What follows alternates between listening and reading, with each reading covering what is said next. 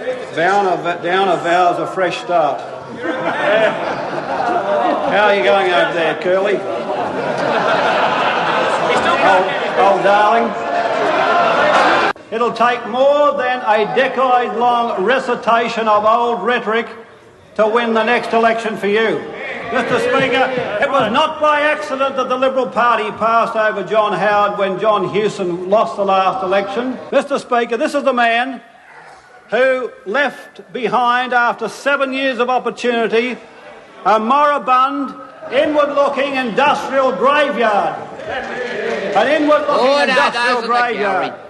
A low growth, low investment, low profit, high inflation, high interest rates, high unemployment, high tariff country. And nobody can deny any one of those claims. Low growth, you average less than 2%. Low investment, low profits, 11% inflation, 22% interest rates at their peak, high unemployment, 10.5%, and high and growing tariffs. And on top of all that, undeniable. And on top of all that, an unproductive, inward-looking economy. The Australian economy today is 40% more competitive than when he was in office. And I'll tell you what else he left behind, Mr. Speaker, a criminal tax avoidance system. A criminally evaded tax base. When I became Treasurer, he was like a man reborn. He sat on the opposition benches to thank God somebody else could inherit the problem and do something with it. And here it is, after 12 years of change, 12 years that has made us now the fastest growing economy in the Western world, with the lowest inflation rate on that combination. 12 years later, he brings his miserable political carcass back to the front bench of the Australian Parliament.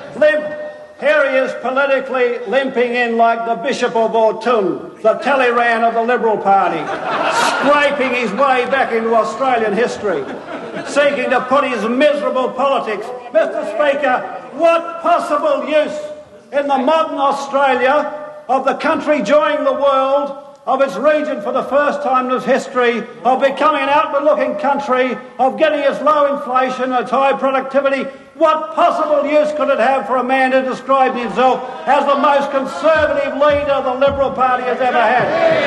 Mr. Speaker, when he was in government, less than 3 kids in 10 complete secondary school. Less than 3 in 10. Now it's on 8 in 10. Was the cultural policy, support for our arts and multimedia, and CD-ROM and the information highway not about the future? Was APEC, building for Australia abroad, an Asia-Pacific Rim market, not about the future? And you're telling us you could have done it? You say in your tawdry, opportunist way that we have scattered out on families and small business. Yes, you believe in families. You arrogantly believe that you can speak for families as if there's something you know about families that the rest of us don't. Yet you believe, you say, in families, but you don't believe in family support. You don't believe in payments to low-paid families. You don't believe in a family allowance supplement, additional family payment. You don't believe in Medicare. He talks about interest rates and small business. Mr. Speaker, small business died when he was in office. He left an industrial graveyard, industrial archaeology in his wake. It was basically the old anvil industries of the pre-war years. They were watching them close in Alexandria and all the industrial areas across Australia. When he's had three policies in public life only. And I've been here with him his whole political life. He came in 1974. His three policies: income splitting for families to give income to the high income earners. That's one. Labour market reform, which is code for cutting the wages of people under $35,000. He opposed every wage increase since 1983 for the workforce. Every single one. That's the sort of Australia this conservative apparatchik believes in. And then, of course, this sort of morbid rhetoric, the sort of small, thrifty shopkeeper gnarlishness with the red tape of government spending. So we've got all this anti-government spending rhetoric, but in his day, he was the big spender. That's right. The big spender. Mr. 28.8% of GDP. I mean, how can you come... Look, John, don't waste your time on me, son. Don't waste your time on me. I've been around. I know you. I know you. I know where the skeletons are in your closet.